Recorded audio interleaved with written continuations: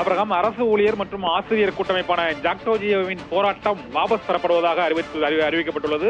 சற்று முன்பு தலைமைச் செயலகத்தில் முதலமைச்சரை சந்தித்த ஜாக்டோஜியோ நிர்வாகிகளிடம் நிதி நிலைமைக்கு ஏற்ப அவர்களது கோரிக்கைகள் ஏற்கப்படும் என்று முதலமைச்சர் உறுதி அளித்ததை தொடர்ந்து நாளை நடைபெறவிருந்த அடையாள வேலை நிறுத்தமும் 26ஆம் தேதி முதல் நடைபெறவிருந்த காலவரையற்ற போராட்டமும் வாபஸ் பெறப்படுவதாக ஜாக்டோஜியோ சார்பாக அறிவிக்கப்பட்டிருக்கிறது.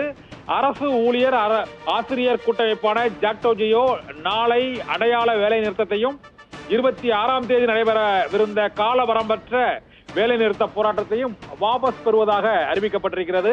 பழைய ஓய்வூதிய திட்டத்தையே வழங்க வேண்டும், புதிய என்பிஎஸ் திட்டத்தை ரத்து செய்ய வேண்டும், காலி பணியிடங்களை உடனடியாக நிரப்ப வேண்டும் என்பது உள்ளிட்ட 10 அம்ச கோரிக்கைகளை வலியுறுத்தி அரசு ஊழியர்கள் ஆசிரியர்கள் போராட்டம் ஸ்ட்ரைக் அறிவிப்பை வெளியிட்டிருந்தார்கள்.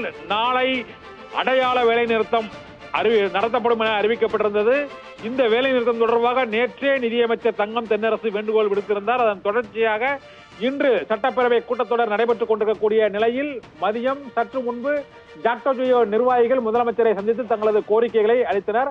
அவர்களது கோரிக்கைகள் அனைத்தும் பரிசீலித்து நிதி நிலைமைக்கு ஏற்ப படிப்படியாக நிறைவேற்றப்படும் என்று முதலமைச்சர் மு.க. ஸ்டாலின் உறுதி அளித்ததை தொடர்ந்து அரசு ஊழியர் ஆசிரியர்களின் வேலை நிறுத்த போராட்டம் வாபஸ் பெறப்படுவதாக அறிவிக்கப்பட்டுள்ளது. அபிரகாம்.